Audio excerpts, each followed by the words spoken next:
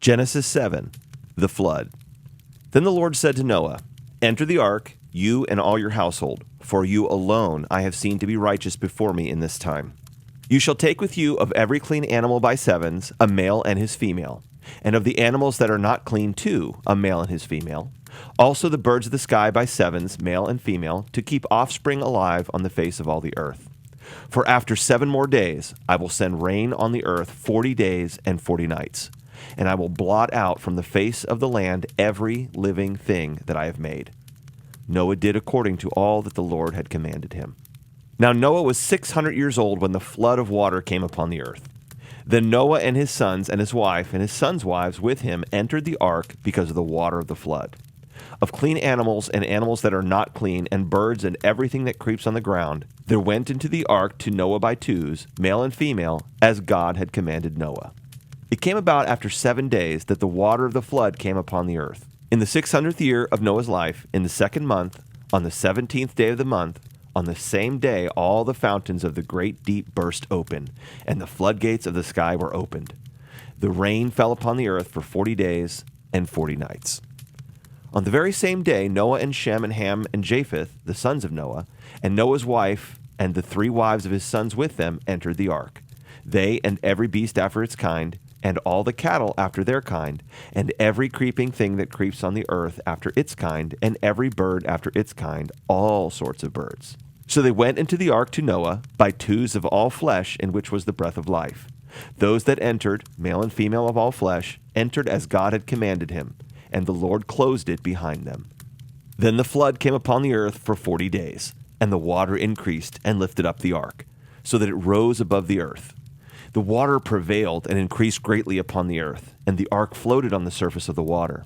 The water prevailed more and more upon the earth, so that all the high mountains everywhere under the heavens were covered.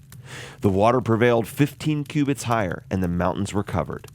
All flesh that moved on the earth perished, birds and cattle and beasts and every swarming thing that swarms upon the earth, and all mankind.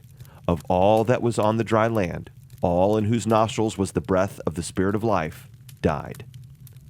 Thus he blotted out every living thing that was upon the face of the land, from man to animals to creeping things and to birds of the sky, and they were blotted out from the earth, and only Noah was left, together with those that were with him in the ark.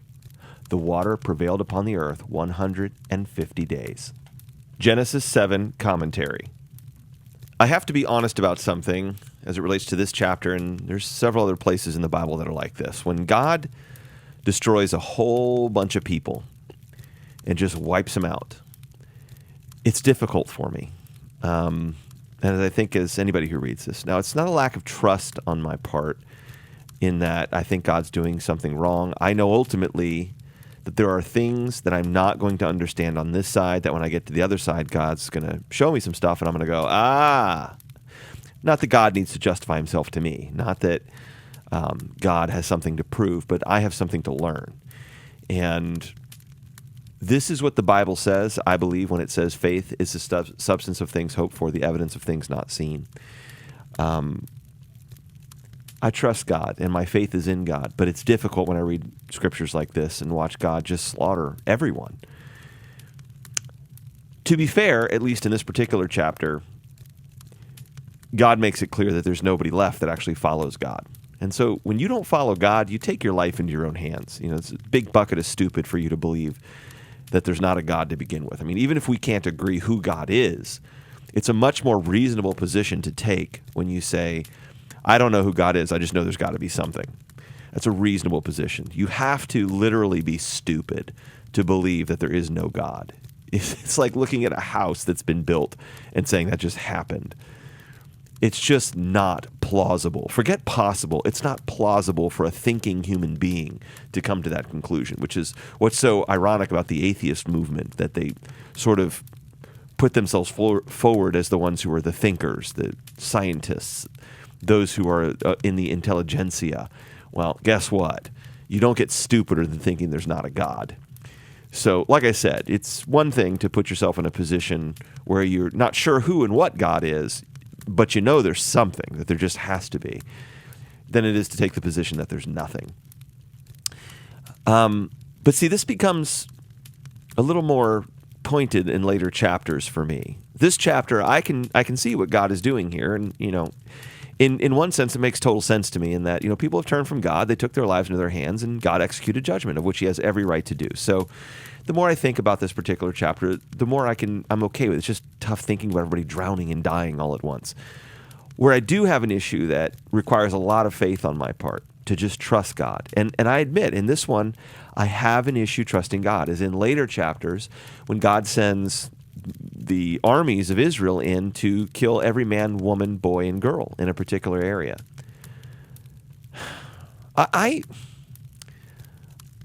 I can understand the killing of the men and the women.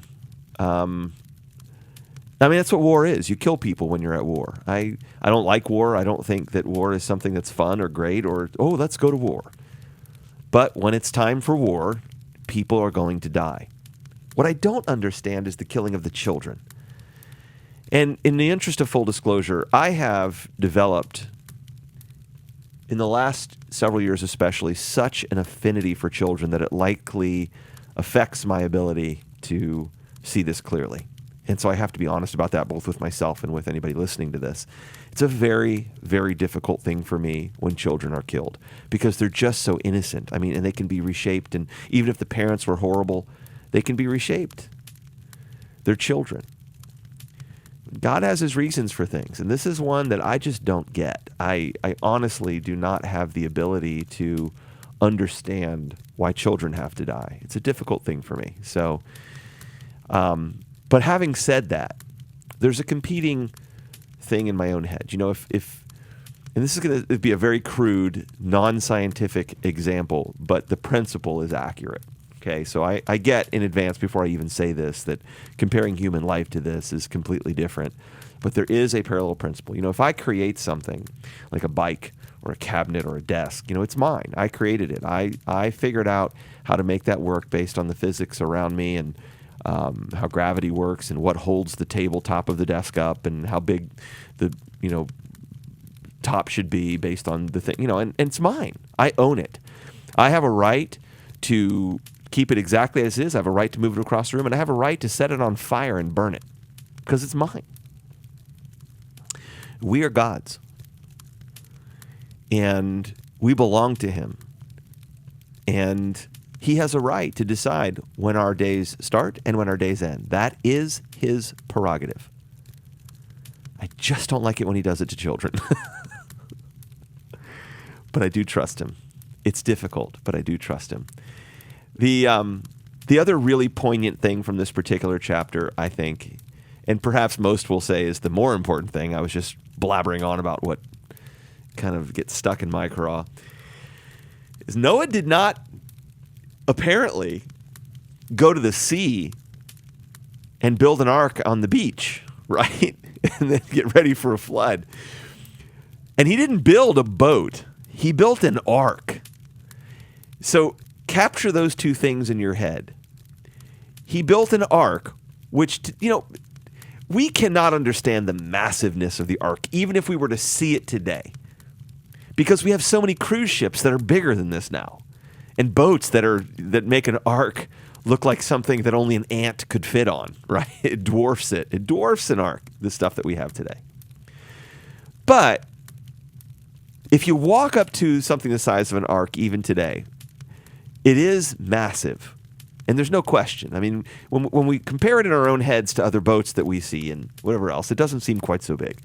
But if you just take it on its own, even today, if you walk up to it, and there's this new Ark Museum up north somewhere, I can't remember where it's at, that's supposedly built to the size of the actual Ark. It is utterly massive. So Noah was building how can we compare this today? Take today's largest boat, right? That requires a factory to build it, and that generally has to be built on the water because you can't build huge boats on dry land and then cart them off. You build them on the water, right? Because you drop them into the water as soon as they're built. I don't know the whole process, but the bottom line is you build big boats on the water. And then as soon as they're ready or until they reach a point where you can do so, you lower them onto the water. You don't drag them across dry land on, what do you call, trailers. You don't drag, big boat. I'm talking like Carnival cruise ship type boats. You don't drag those around on a trailer or a tow truck. You build them on the water for a reason, because only an idiot would build a boat that big on dry land, because now you got to get it to the water. Noah didn't just build something the size of like one of our massive boats today. He did it by himself, and he built it on dry land. You know how stupid Noah looked to everybody around him the entire time? From the moment he picked up his hammer all the way to and including the day he was done, because it didn't rain the day he was done. Well, I guess it did say like shortly after that, but at the moment he finished, it wasn't raining yet. People walking by going, "Oh, what you doing there, crazy man? Building a boat, huh? Building a freaking ark." What kind of faith does it take with everybody in the world calling you a moron, calling you an idiot, being derogatory, which is likely what happened? We don't really have a record of that in the Bible, but you gotta think. I mean, just common sense, inject that into the discussion.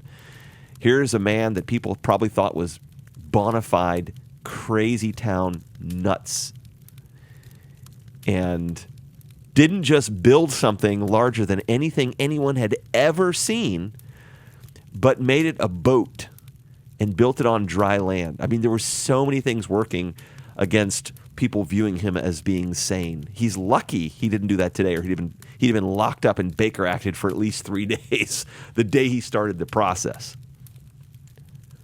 It's the kind of faith we have to have with God, that when he gives us something to do, and you better know it's God's voice, because you can get very disillusioned if you run off half-cocked, go to do something for God, fully believing he told you to do it, but he never had a part in it. You're going to be real disillusioned when you're done, because you're going to be thinking, God told me to do it, it fell apart, and